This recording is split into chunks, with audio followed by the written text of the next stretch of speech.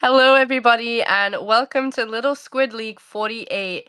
I am Mashi, and I am joined on the mic with my very, very great friend and Jesus Christ, I can't speak English today, guys. It's okay. Hi, how you doing, Morris?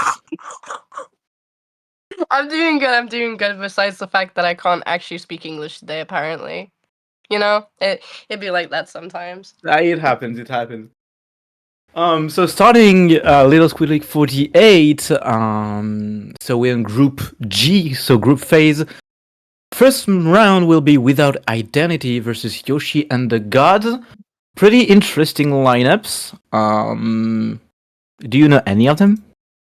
Well, I was looking at the rosters like when the teams were announced for which ones we were commentating, and Yoshi and the Gods kind of like was pointed out, like highlighted in red, because I was thinking to myself, I was like, I wonder who these people could be. And yeah, so I've commentated with, I believe it's the captain. Well, it probably is. It is the captain. I've commentated with the captain, Yoshi God, and honestly, I wish everybody luck for the tournament. I don't have any biases, of course.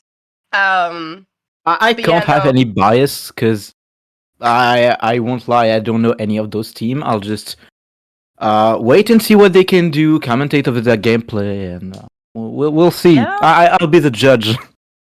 I do believe Yoshi and the Gods is a full pickup team, so it'll be Mhm. interesting to see how far they get as a pickup. I only know the reason. I only kind of know that it is the pickup because they have asked about one of their members before.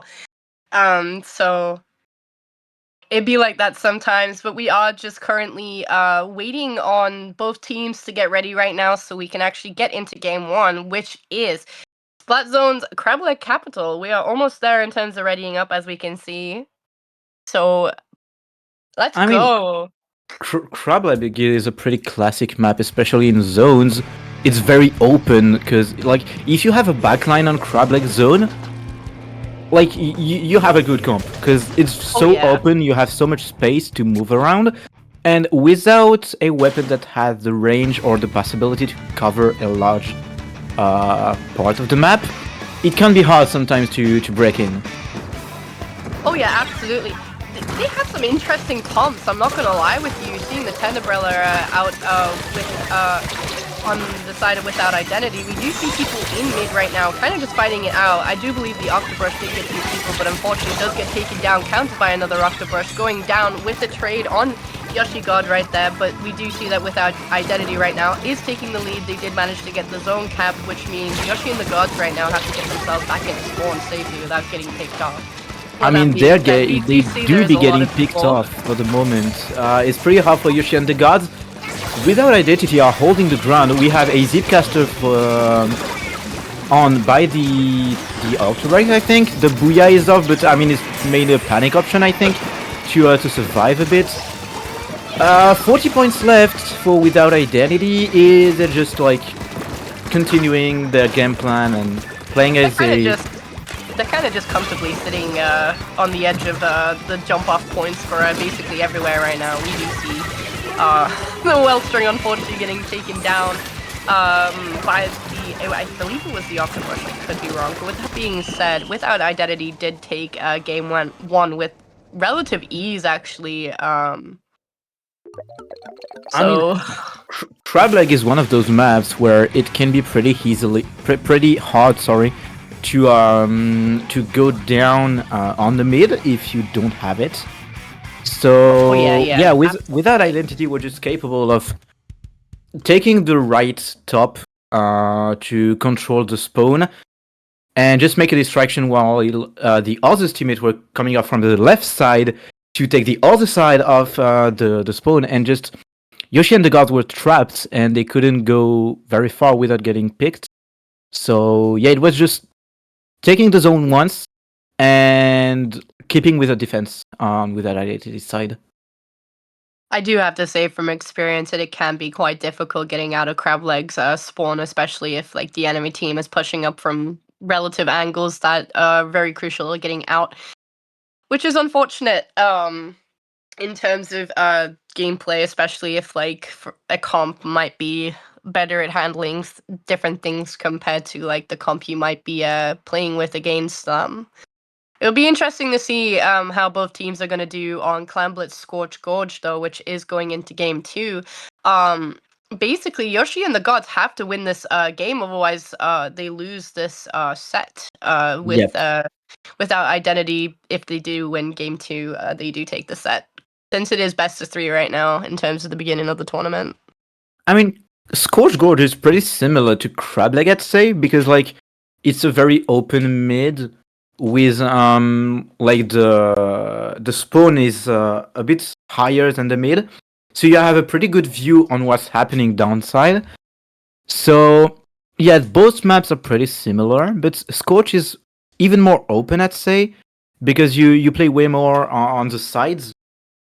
Oh yeah, absolutely. There is a lot more playing on in terms of like flank routes and actually getting up on the sides of the map, especially to get towards that clam basket. Definitely, that ramp is definitely a bloodbath. Let's say, in the nicest terms possible. It's a bloodbath sometimes. Gerbrella will be coming in handy in that map mode. Absolutely, and we do see the repeat of the Tenebrella on the side of Without Identity right now. I don't actually think they changed that comp. I don't think any of them did. Oh, Actually, I think there's a problem with the overlays. Without Identity are marked as yellow, and it's actually Yoshi and the Gods. I just realized. Okay, right, okay. Yeah, okay. It's Yoshi and the Gods. Oh yeah, so Yoshi and the Gods are in yellow. Without Identity is blue right now. Yep. Okay, that's good to know. I didn't even realize that to begin with. And that's some pretty good kills right off the bat by Without Identity, but the rush of Yoshi and the God taking some good kills as -2, and there's already a great push coming in. Brella is here, Octobrush is here, then the defense kind of have some trouble getting in. But they do need some clams. They don't have any clams.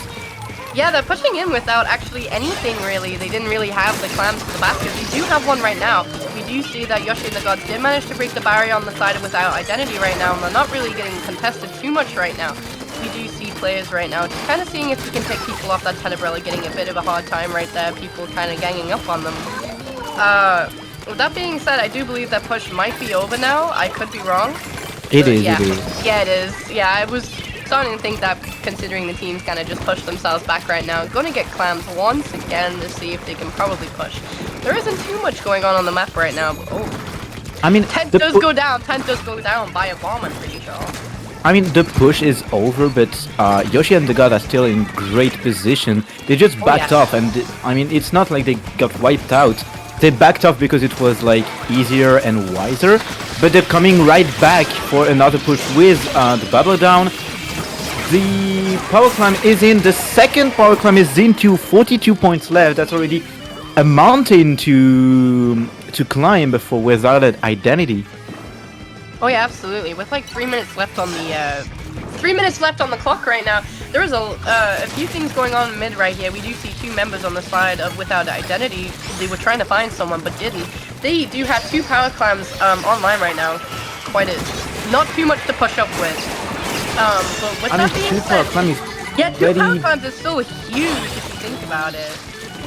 But I mean, sadly they got -3 and I think even wiped out. So they got 2 power climbs, 1 little climb, and that's not enough. Even though it's supposed to be a good push. But like, Yoshi and the God just have a greater one. Like I think almost 2 power climbs and some other little in the back. Defense is trying to get the job done, but it's pretty hard, especially with a zip caster. So they really have some troubles getting off of their spawn and actually like doing some good kills, taking the paint, taking the mid, etc.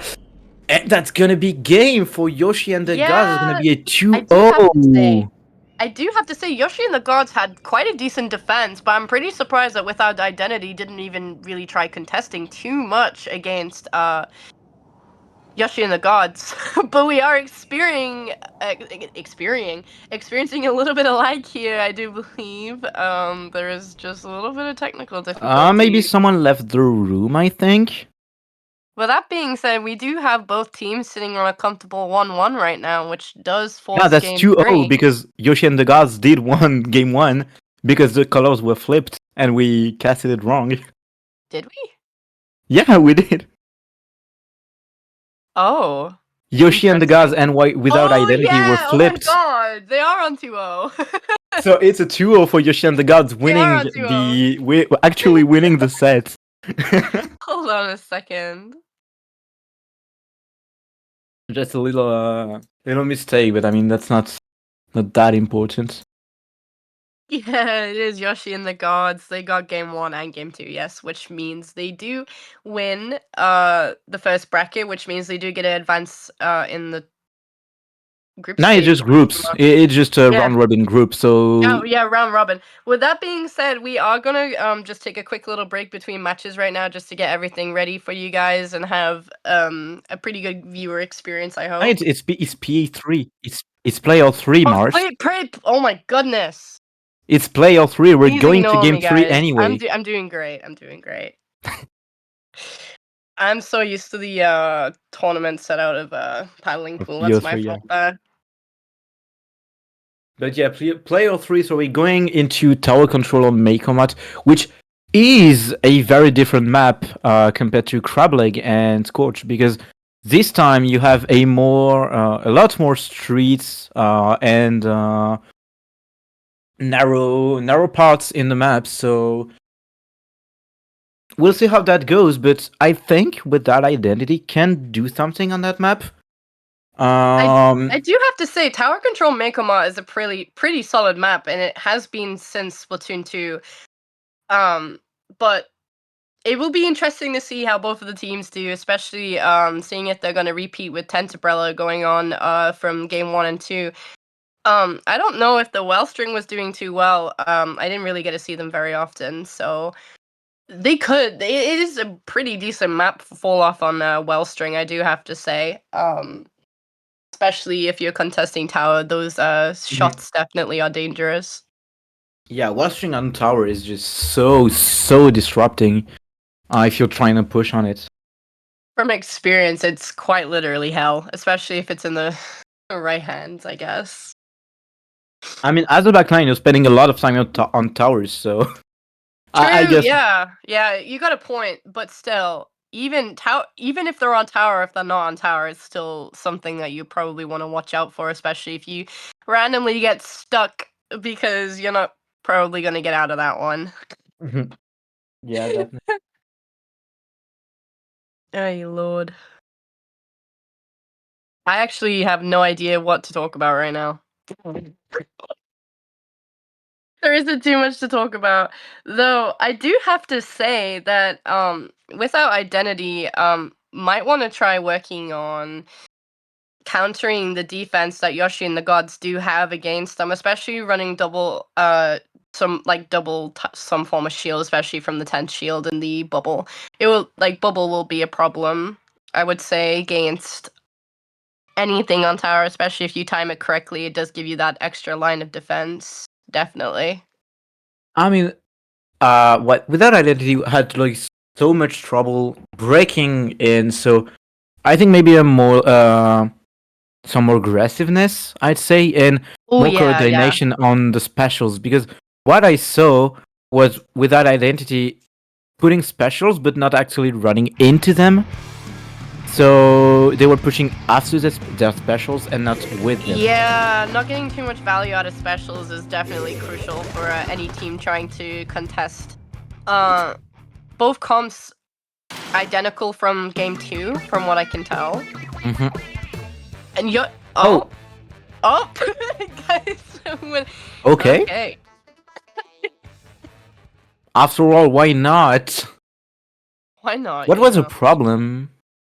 I didn't actually see anything wrong from what I can tell. I didn't see anything wrong in terms of members at all, actually. I'm pretty sure everyone was on the same side, unless it was the Yeah, wrong they mode. were.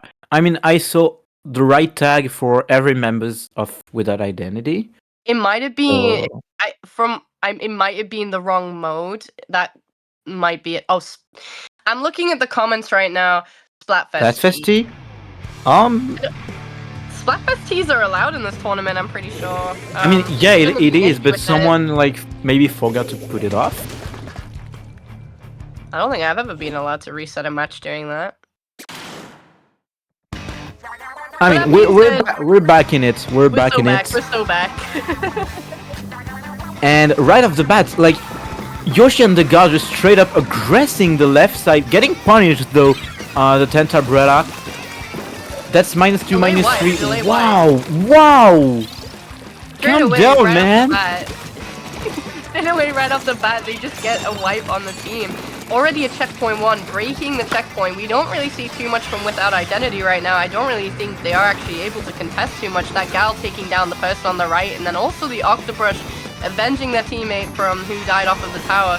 Booyah Bomb being popped on the side of Without Identity straight onto the tower right there. But with that being said, Without Identity is still respawning and still trying to get themselves back in here. They are fighting back just that little bit, getting the wipe out, which gives them a little bit of a moment to breathe right here while Yoshi and the gods are respawning right now. Octobrush being quite devious, seeing if they can find anybody. Okay. That was a ballsy move, but I mean, it worked. It got 1 kill, but I think like the Octobrush would have preferred getting a few more. It did break down some of the defense, and now Without Identity are taking like one of the first pushes of the set. Yeah, absolutely. Tenderbrella right now, unfortunately, did lose the interaction with the Wellspring right now. We do see Without Identity's team still trying to push into Yoshi and the lead is on. Now. The lead is on. It's continuing. They like taking some really good kills. It's already -3. The Brella is getting completely demolished by the Wellspring. Straight up, yeah. Literally just cruising themselves towards, like, literally cruising themselves towards the checkpoint right there. That was incredibly short, actually. That was an amazing game by Without Identity. Completely flipped it the other side. I sometimes forget how short some games can be within this tournament, especially with a situation like this. Like, Yoshi and the Gods had a really good opening push, but as we saw, Without Identity managed to take it back and was able to basically cycle themselves around the tower for long enough that they were able to chip down the checkpoint for long enough to get towards the final threshold. Actually, to be honest, on that map, getting past that checkpoint at the end there is basically like an easy ride to the end, to be honest. Yeah, definitely, and especially like I said it before, but the fact that the Wellstring was able to completely destroy the world of the Brella. This game, it was enabled, and he succeeded in like moving forward with the team instead of like staying in the back and getting flanked, getting pushed, etc. Yeah. This time, Without Identity were proactive in this game, so they were able to like kind of do the offensive plays before Yoshi and the Gods. And once they took the tower, they were pretty much impossible to get rid of. I'm not really sure how well Tent does on this map because I don't really see it too often in general. It can be really hard because you have a lot of height changes, so it's easy to like just Dodge. swim up and then swim down behind the Brella. Oh, true. Yeah, it puts them at a disadvantage in terms of incline. But with that being said, Yoshi and the Gods did take the victory from this bracket, but Without Identity did manage to steal that final game point away from them. If you think about it, they did manage Yeah, a to final game that can be important in the final seed. So Oh, absolutely. Any points is enough. Well, yeah, any points is points, you know? yeah. um, but with that being said, I can actually say this now with confidence. We are going to take a small break between getting games ready right now, so don't go anywhere. We will be back very shortly.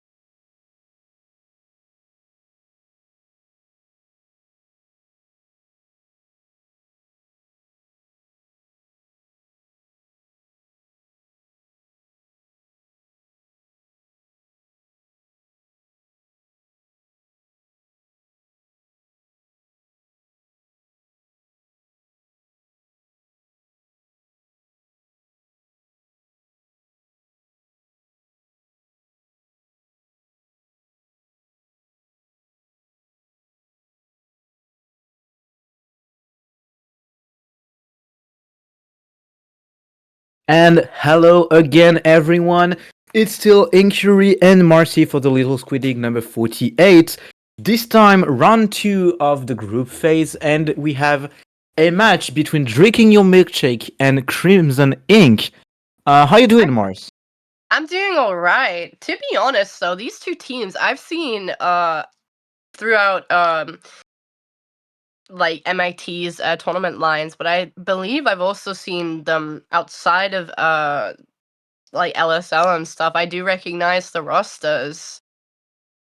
I It's mean, been a while. It's been a while since I've seen Drinking Your Milkshake competing, though. Not gonna apparently, lie. like, Drinking Your Milkshake was Div 9 in Luti Season 15, and Crimson Ink, interestingly enough, is the actual Splatoon 3 team of a university, the University of Utah. Pretty awesome. I want to see like uni tournaments in Europe. I would never see that in 1,000 years in my country. I swear to God. I'm not in those Okay, so societies. right back in the game, and we're launching a clan blitz on I forget that the map Barnacle. name. What? Yeah, Barnacle and Dime. Sorry. You're good, don't worry. And with some pretty interesting comps because we have a pen with Inkstorm and a bamboo. What is this? Very interesting comps. I do want to say those super chumps might be an issue if we can get them out enough. But that being said, there is a lot of like yellow on the screen right now. There isn't really too much space for Crimson Ink to actually move themselves in. Zuka being popped to see if he can find anyone, narrowly missing the guy who was up on that ledge right there, getting that kill on the person who just shot out the Zuka. With that being said, Crimson Ink did manage to score inside of the basket right there, I believe. Question mark? No, it's the other way around, Drinking Your Milkshake who scored. The other way around! And this time the overlay was correct, Mars. I second guessed myself. That's what happened, okay? I straight up just second guessed myself on that one. Yeah, don't worry. So, slight opening by Drinking Your Milkshake. They didn't get a lot of clans in, but they're already coming back very strong in the mid, actually picking some really good kills. They have a power clam that will go in thanks to the bubbler and some like some basic clam will go into 59 points left, and it's just going to go down again. Being said, we just do still see a lot of teammates right now just getting those clans and sneakily getting behind Crimson Ink. Further putting their points remaining down to 38, with the end of that push being when the last teammate died when they tried to jump out. We do see multiple players from Drinking Your Milkshake right now just trying to see if they can find people and really just escape them. They're kind of just running themselves through. Unfortunately, the gal going down trying to get past two of the members from Crimson Ink. Yeah, Crimson Ink is just like, I think, trying to rush down without thinking about it too much. Like, I saw the zap just running in and coming back to the spawn, realizing it was, oh shit, I can't move forward. With that being said, I do not think Craptag actually managed to find anyone there. To be honest, Drinking Your Milkshake actually has a fair bit of pain considering that comp. It is working out for them for the meantime. We do see multiple members right now just going for it. The clan being stopped from, I believe it was, I don't actually know, I didn't see what weapon it was, I think it was Union. But Crimson Ink right now is just fighting for that power climb, really just jumping in and taking it. With that being said, they do manage to get a power climb in, quickly killed when they dunked it. We do see multiple members right now just getting taken down, all 4 members from the side of Drinking Your Milkshake being able to get that wipe out to stop the push that they were actually trying to set themselves up for right here. Yeah, and that's just a very, very slight push for Crimson Ink. Only like 23 points in the basket, and that's not enough. And so just Drinking Your Milkshake, taking control of mid, keeping the turf, keeping Crimson Ink's player away from them, and yeah, just trying to take the defense back and avoid getting like wiped out as much as possible. And I think that's the key when you have the lead like this, with not much time left. You just want to avoid getting wiped out to keep at least like 1 or 2 person holding the opposing team off. Absolutely. With that being said, we do still see Crimson Ink team members still trying to push that tower right there. The Clash Blaster seeing if they could get the pencil. Did narrowly miss them. They were really close to getting the kill though. We do see another power climb being formed on the side of Drinking Your Milkshake there. They do pick up the pity to then get another one spawning right there after the end of the push. The power climb being thrown down once again, but That's we do see 3 members. power clams for Drinking Your Milkshake. I believe they might just let 2 of them despawn. I mean, just one though. because the third one was the actual pity. Oh, true. Yeah, you got a point there. I didn't realize that they had an. Well, I did. I forgot. I thought they picked it up, to be honest. Another crab tank out on the side of Crimson Ink right here. Quite an awkward position to put it. And honestly, the gal is not having too much fun against it right there, getting taken down. We do see Doolies on the side of Crimson Ink right now, seeing if they can inch themselves back in. 10 seconds left on the clock. They don't have much time to push right now. The Clash Oh, that's a good kill on the pencil. That's a very good kill. That's a very good kill. But oh, that's 1 clam. Oh they my just God, need they 1 missed the clam. jump. They missed the jump. I mean, they didn't miss the jump, but like the person just didn't have any clam. That was so close. Just 1 clam was needed by Crimson Ink to take the game and steal it with 1 last chance push. Oh. Damn. No, the person who was jumping in, I was worried about it because the jump spot that they were on had clams from their teammates dying, so they could have gotten that in if Drinking Your Milkshake didn't spot them in time. That could have been a loss for them, but thankfully they spotted them just in time, taking game 1. I feel like Rainmaker and Undertow is kind of just like something that goes hand in hand at this point. I see it so often throughout multiple different tournaments. To be honest, Yeah, definitely. it could be a very one-sided game though, especially if one team's able to push in more than the other though. So it's like the game of how much can you stall before before someone slips through type situation, I would say. Yeah, definitely, especially with the fact that the map is very narrow everywhere. Like you don't have any open spots in that map. So you can just move around everywhere and just close range weapon, blasters, slashers, etc. will have so much work to do on that map. And backline just it's kind of hard on backlines. No, don't get me wrong. Don't get me wrong. Undertow is it's mid at best, but honestly though, if you're playing against people who can counter a backline weapon like really efficiently, it's a living hell. I'm not gonna lie with you. It's just not fun. Mm-hmm.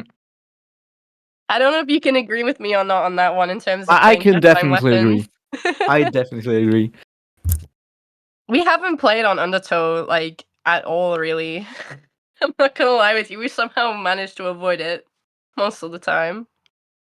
One thing that's also very good on that map is just Zipcaster. It can go everywhere. And when a Zipcaster is out, you don't know where it's gonna go. Because like you have spots to stick in like everywhere in the map. Surprise! Yeah, so sometimes you're just here chilling, doing your work for your team, and then boom. And then like just a random Splatana Stomper got you because of the Zipcaster.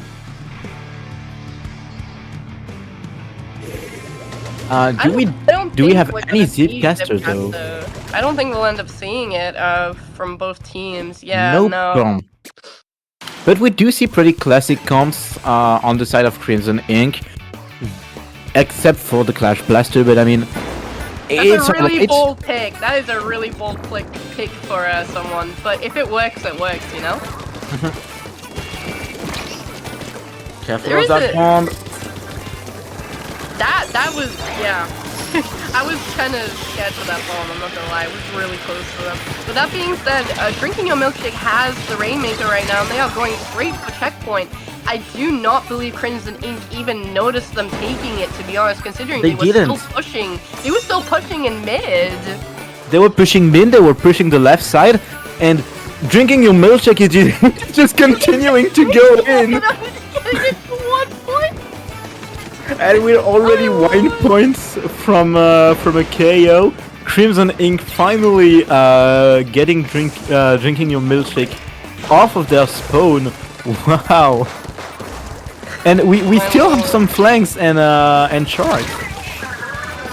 Yeah, seriously, we still have members from Drinking Your Milkshake right now pushing into spawn right now, just taking everyone down. I do believe Crimson Ink ended up getting delay wiped by Drinking Your Milkshake. That Rainmaker on the right side of the map there means they can take it up there if they're protected enough. Unfortunately, the Junior did go down to a bomb that was placed behind them. The splatter shot still following suit, really shocking up on that top section there. I do believe the gal did spot them, so they are repositioning themselves from what I can tell, using that killer wheel to see if they can actually find anyone over there. They did find someone, but I mean, it's still pretty hard to push from right side because you just have like the respawn right really on you. Close. So yeah, there isn't too much going on though. We do see Crimson Ink still trying to get that Rainmaker out of spawn. Really, drinking your milkshake is constantly like stalking around, and they can't get wiped out. So as soon as someone is like close to the spawn, they can just rush in, jump in, and it's gonna get the job done. Crimson Ink can't get out of the spawn again. I still don't understand how Drinking Your Milkshake's having such a dominant hold on these guys, considering they just now left spawn and we're 2 minutes and a half left into the match. Finally, they get a chance to at least try get that push. We do see members from Drinking Your Milkshake still respawning. They all are ready. Oh my god! But where is the gal? Right when you don't expect it, someone will flank you. I did not know where he was shocking though. I didn't see him. Maybe mid-right, somewhere around this. Zuka is out, not picking up any kill. We do see that Crimson Ink did get the Rainmaker close to the checkpoint right there in the game, but we do see that Drinking Your Milkshake is quickly shutting it down. Rainmaker being popped at the backstab by one of the members from Crimson Ink, quickly getting shut down. They're just reusing the strategies they've been They're just trying, yeah, they're just trying to inch it closer and closer, but unfortunately Crimson Ink are not going to get the checkpoint that they want to get for their push right there. It's still getting the pop. Crab Tank and Zuka being popped on people. I do not believe they actually found anybody with their specials though. Oh no, they don't. But I mean, it still opens the way to more aggressive plays. We thought that Julie's trying and get the kills on the note, but getting punished for it. Oh, Clash Blaster Nice taking trade, an though. unexpected Nice trade on the note. And just again, the 52 sharking and like just jump going scaring for it. everyone. Trying to go for that triple, unfortunately, and taken down by the dualies right there. We do see the dualies right now, just kind of hashing it out in mid right now, fighting, taking the trade on the Junior right there. We have about 45 seconds left on the clock right here. We have Crimson Ink still trying to get themselves out of spawn, but there is a lot of yellow on the map on the sides of Drinking Your Milkshake right now. And the gal, once again, is trying to shock in their spawn. They really are just going around the map, taking out the people who are probably most important to Crimson Ink right now, and basically crippling Crimson Ink's defense right now. Oh! I mean, I don't know if the like the sentence is valid in English, but in French we do have an expression saying like someone is a needle in your foot, and that's exactly what the guy is. Like he's just here sitting and being annoying every time. Literally though.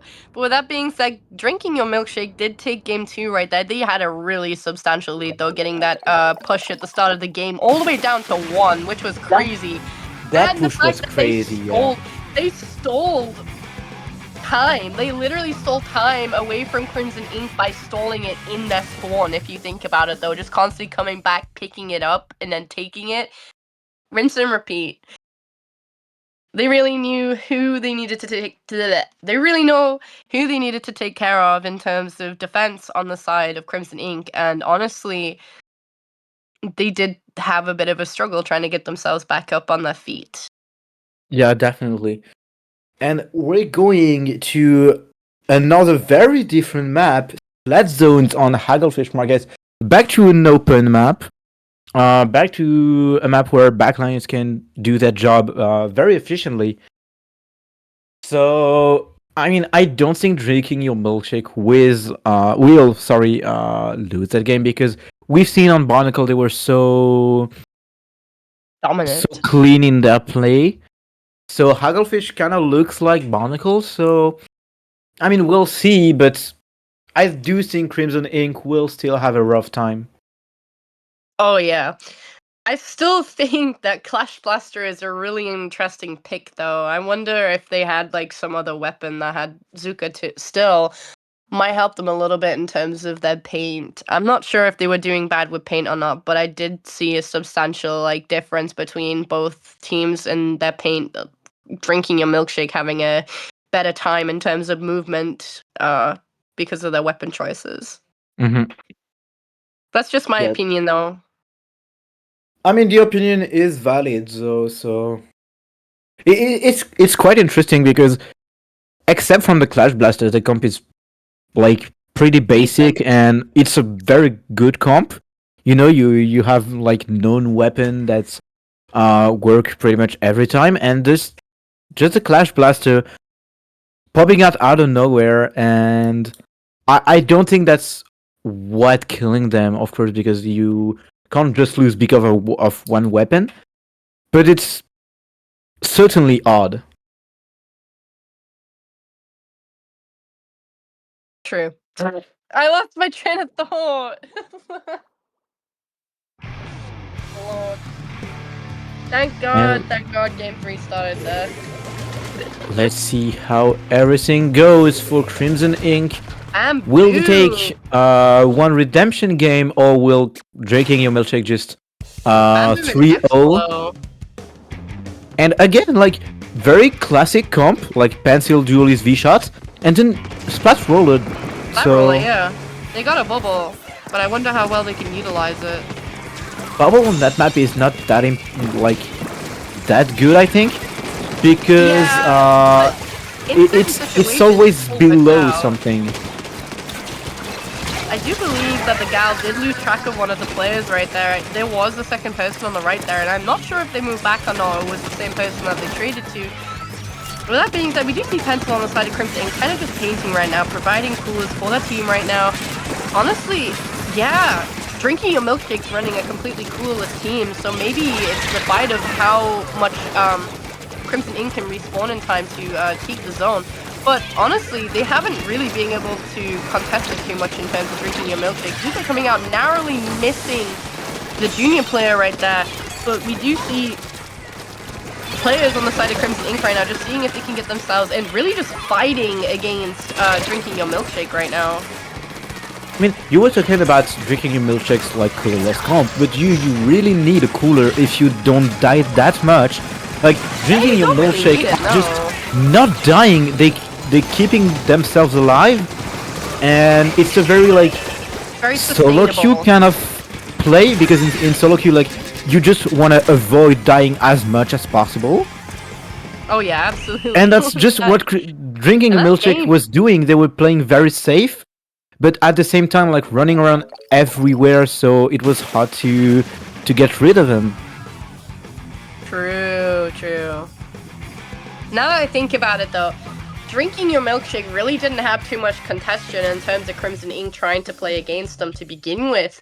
Honestly, though, I just think that drinking your milkshake might have had a better handle on how to sustain themselves for long enough to stay alive, and if they do die, they did have people who were able to back them up until they came back. I think it's very important to communicate with your team if you know that one of your members might die a bit more, especially if you're not running cooler. But it's also down to each other's builds as well, and seeing how well you play together in terms of synergy. Just synergy in general is just important. I mean, drinking your milkshake was like had a perfect synergy between themselves. Because okay, you get one kill, but once you get a kill, all the teammates of that person will get onto you and like finish you off. So it was just kill, revenge, kill, revenge, kill, revenge, kill again and again and again. True. True. You got a point there. Yep. And that being said, so it's a 3-0 for drinking your milkshake on round 2.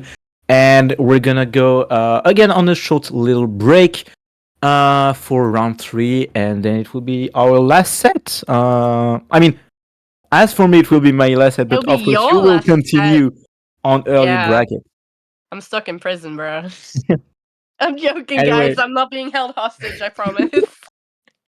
let's have a quick break, and we'll see you in a short time.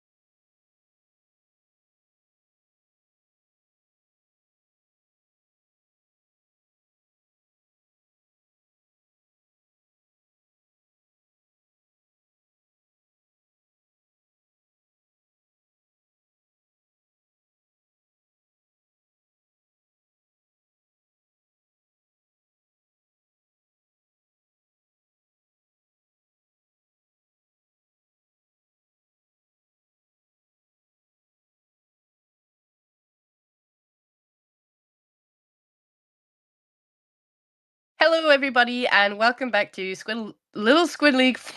God's sake, Little Squid League 48. We are currently in round 3 of the group stages right now, and the two teams that we are going to be commentating and showing you guys is November Drift and Champion Cerulean. I hope I got that right. I do think you did. I think, yeah, I'm still joined here with Kiri, and I am myself. I am still myself, unless I got replaced by a clone, which I don't think I have in the past 5 minutes, so I think I'm doing good. By the way, just note that we both won't be very how to say it. Like, I lost my words. But like, one of our friends is playing in November One of Drift. our friends, yeah, one of our teammates. Hold Yeah. on. One of our teammates are actually playing in November Drift. They're playing with their NA team right now, so I'm quite excited to see how they pop off. Because he specifically told us, "Watch me pop off, bro." That's what he Yeah. said. So you better pop off, Lumi, otherwise I'm coming for you. I'm gonna be coming for you, okay? We'll be coming for you, Lumi. But then, so on November Drift side, we have standby Millie Squid, Lumi, and Zenk. And on Champion Cerulean, we have Slowtone Indigo, Dimitri XXV, Mingzalot, Lara, and Draginalo. Sorry, first game is on, and we're going for tower control on Ship Shape Cargo Company, which is like pretty standard maps nowadays, I think. I see it more and more often in tower control. And we have some pretty interesting comp with a Dread Ringer on Champlain Cerulean's side. Lumi's on B bucket, by the way. Okay. And so I should point that out because he did change the name. With that being said, we do see both teams right now hatching it out for mid right now. Cool is already out on the side of November Drift right now, but there is a lot going on the left side of the map there, with most people from Champlain Cerulean right now kind of just all in one corner right here, but we do see members right now. Oh, that was an odd bomb. That was an odd bomb that took the kill on one of November Drift's player. Ura here with a Slosher taking some very good kills and moving up onto the left side. Oh, unfortunate kill from that. Careful! Yeah, the Rift Slider. But getting punished by the Zuka. That's a very... They're still fighting for mid right now. That's all we can say. There isn't too much going on right now, not too much contention. But we do see members from November Drift right now just continuing to gradually take people down. Those strikes on the side of November Drift are online right now. Zap on the side of Champlain Cerulean right now. Having Cooler now just being popped. Fighting and just trying to get more points. That first checkpoint, I believe, might be close to being broken right here. Yep, with that being said, they do break checkpoint 1, but we do see the Julies right now, seeing if they can contest, unfortunately losing the fight, dying to that jump out right there. Yeah, for the moment, the map is just all yellow for November Drift. They have everything they need, positioning, specials, etc. Nice kill here. That's a that's a wipeout. Nice wipeout. Okay. Wipeout and game 1. They have game 1 easily. They just took it easily. Like that wipeout was crucial for them because nobody on the enemy team could have contested that at that point. And very good game 1 by November Drift. I mean, it was just clean game. Very efficient. They knew what they needed to do. But I mean, Champlain Cerulean still did some pretty good plays. They just had a lot of trouble in like defense. They couldn't charge up the specials and putting them together in order to stop November Drift. True. Splatzone's Mahi Mahi Resort is definitely an interesting one because it can go two ways. It's either I don't even think it's two ways. It's just the case of like, especially zone cheese is very prominent on a map like this because of how small the zone is. Strikes and honestly Reef Slider can just completely paint the zone if it doesn't get contested in time. I think you just need to put one Reef Slider and a bomb on the opposite side, and the zone is taken. Yeah, it doesn't take much at all. Like, comeback and take backs, I would say, is very easy, but at the same time, if like the enemy team is up all close in your personal space and spawn, it's definitely a lot more difficult to get out because Mhm. flank routes on Mahi Mahi Resort are really linear, in my opinion, especially with the routes that they give you. I mean, it's basically what Splatoon 3 map design is. It just make coming back from the wipeout very hard. Like, Terrible. even though Mahi is technically a Splatoon 1 map, it's completely different from what it used to be. So we can consider it as a new map, and every new map is basically you take the mid once with a wipeout, and if you're doing your work, you're just not letting people out of their spawn. True, with that being said, we do get to have the peak at the start of the game of which team, like which comps teams are going to run this time. I do not think there'll be too much variation. We do see a decav right now. Yep, oh, yeah. decav, still Dread Ringer for the Rift Slider, and basically it's the exact same comp on Champlain Cerulean side, and basically just the decav, like the Slosher switching for a decav on November Drift side. Already taking some good kills. There's a -3 to dualism. Okay, wipeout. Okay. That was quick. That was very quick. And with that being said, what I was also thinking about the November Drift is literally pushing into Champlain Cerulean spawn right now. We do see members on the side of Cerulean right now struggling to get themselves out of spawn right now. We've got both the decav and the shot player both in the spawn right now, just kind of preventing them from pushing out right now, providing a lot of paint for their team, keeping it sustainable. A pick getting on the side of Champlain Cerulean right there, getting one person with their crab. With that being said, there wasn't too much value out of it, but they are trying to contest the zone right now, but most members of November Drift right now are still rotating themselves backwards, getting the kill on the dualies who were in spawn, which allowed them to recap the zone right there.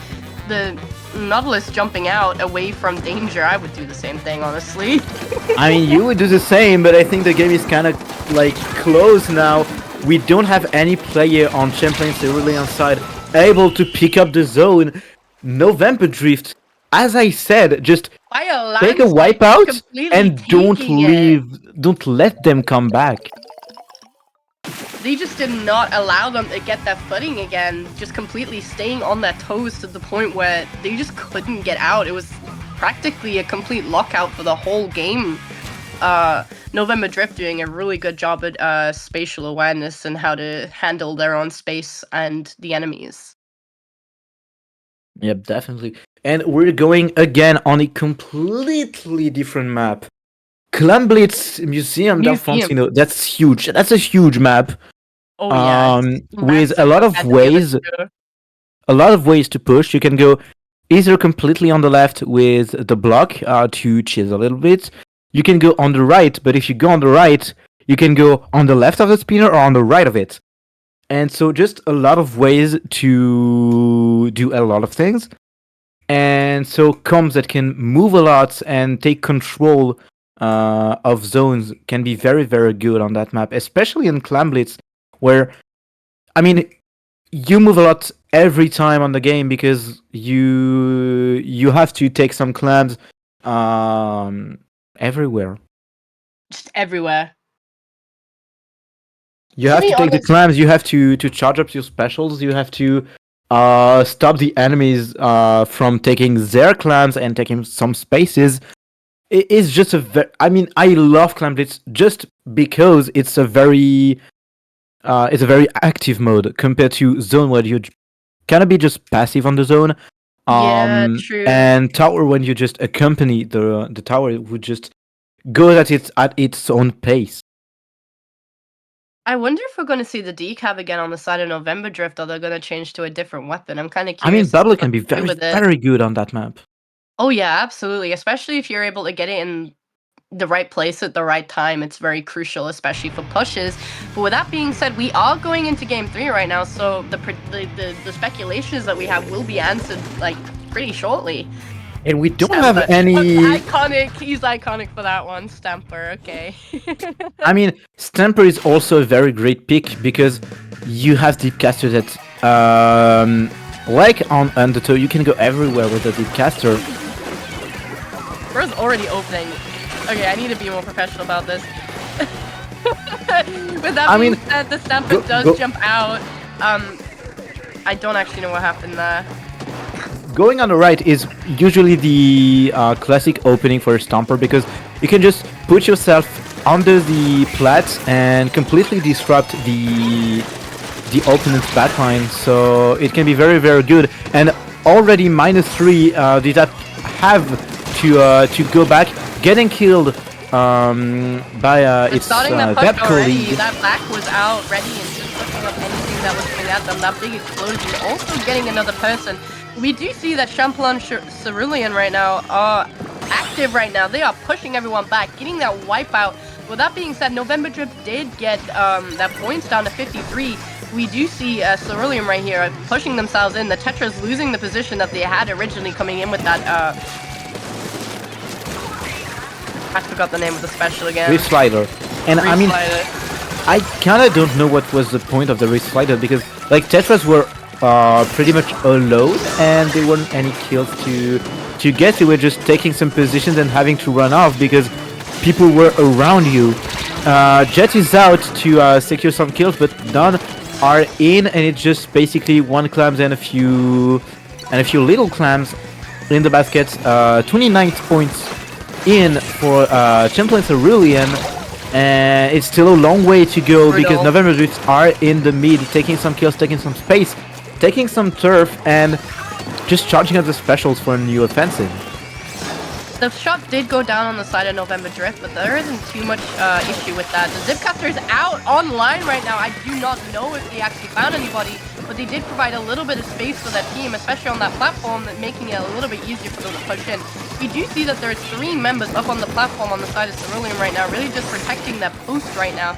We do see November Drift just trying to find their way up here right now, that back coming out on the side of November Drift right now. Jet not really getting too much value because of that, because their shots were basically being sucked out right there, getting 1 kill on the Stamper right there. We do have 1 down on each side right now, respawning right now. With that being said, teammates right now are just going for it right now, trying to jump out from what I can tell. The Stamper coming in, seeing if they can score. They did manage to score before getting taken down, breaking down that barrier, but they did not get too much penalty points off of that. They did not get too much value except for that penalty going down, that push being over already and putting them back to 13 more penalty points. And I mean, that's just a free clam for Champlain Cerulean from what I can see, because, okay, you put your power clams in, but it's just like 10 penalty points less, and a free power clam for the opposing team, which can lead to huge pushes. Oh, absolutely, because those pity clams are very important, because I'm pretty sure they hold a little bit extra in terms of the regular ones that you would collect on the map. Jet is out in November Drift spawn right now. I don't really know what they were up to there, because most of their teammates are still really far behind. The pity clams, both of them, I believe, are going to despawn. That Nautilus already down, which allows November Drift right now to push themselves in if they really wanted to. They do have a pity clam at that basket, which means they could use it with So Fit. Zipcaster being online, but also back being online on the side of November Drift right now. The Stamper being in a really weak position, causing them to have to move back. With that being said, Tetras, I believe, is just trying to look for people right now, not really getting too much value out of the pushes that they're actually trying to do right now. They haven't actually successfully killed anyone yet. I mean, I think since November Drift are so, like, sparse from each other, it's very hard for a Tetra to actually chain some kills. So maybe you'll get one, but since everybody is just at another place on the map, since November Drift just covers so much space, it's hard for the Tetras to actually do that job to chain some kills and do really hard pushes. Stamper unfortunately not getting the kill that they were going for right there. Barrier is broken again. November Drift breaking the barrier in the last 30 seconds of the game. Quite huge because he did get more points off of it. They did manage to get that penalty down, which means they did get value out of that. The barrier being back up, but they're still in that spawn right now. They still have a ball. They could hold this if they really wanted to, or they could stall. Last 20 seconds of the game, we do see multiple members from Cerulean right now, just seeing if they can really just get November Drift out of that spawn right now, not really getting too much succession. Yep, and with 5 seconds left, it can be the time for a push for Champlain Cerulean. The charge is alone, but -2 by a bomb! That bomb can That's be huge. That awesome. bomb was huge. Wow. The only person alive right now is the Tetra, as everyone else has been taken down. That power climb's about to despawn, which means basically November Drift has this victory here. They didn't need to push up again. And that's a clean 3-0 for November Drift. Lumi actually popped off. Bro popped off. I'm so impressed, honestly. You guys came back from your round ones. Good job, guys, honestly. Good jobs to both of the teams as well. Yeah, good job to both teams, but like clearly November Drift was higher than Champions Cerulean. They really got to like take some space. Like they were just taking so much space, Champions They Cerulean. got huge value out of the space that they were managing to take with the Zipcaster and the vac that they had active when they were pushing up towards the spawn. And I think it's a really smart move because it prevents the Zipcaster user from getting affected from too much damage, really, if you think about it. Yeah, because he was never going to get like 2v1, 3v1, etc. He was always alone with someone and moving around, just threatening, not maybe taking much kills, but just threatening the positions. And so its teammate could take up the space and take the turf, charge their specials like a Zuka, a vacuum, etc. And yeah, they were just dominant in every part of the game. True.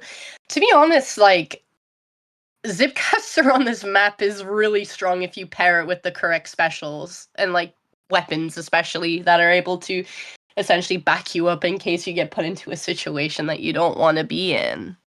Definitely. Anyway, time to wrap this up. Especially for me, it was a pleasure to commentate alongside you, Mars. I'll just like wish you good luck for your next block with Axo. Thank you. It was a pleasure. It was a pleasure commentating with you today. And honestly, I hope we get to do it again sometime in the future because it was enjoyable. It was very enjoyable. Thanks, Wings, for the stream. Pleasure to work with you. Good luck for the remainder of the tournament. And with it, where can we find you on social media, dog? You're almost like signing yourself out here without actually telling people where you can be found. Basically, you can find me on either Twitter, Blue Sky, Twitch, YouTube. Just type Incury22 and you'll find me. Always the same handle. So yeah. And what about you, Mars? Well, I feel like I don't need to say this right now, but I am I am on Blue Sky and I'm also on Twitter. My Twitter being Pinky Dink, I have an underscore at the start and in between both of the words. And then it's also pinkydink.bluesky.social as well. Those are the two places that I can be found on. But other than that, I'm like nowhere else, honestly. I'm being dead ass. I'm like nowhere. Do we really need to be everywhere? Nah, not really. It's not like a crucial like part of like streaming, I guess, like commentating. Yeah. But with that being said, everybody hang tight. We are going to go into a short break while we get everything finalized. Yeah, and to get Axel in here. And again, thank you, Curie, for commentating with me today. I very much appreciate it. Yep. Thanks a lot and have a good one. Goodbye.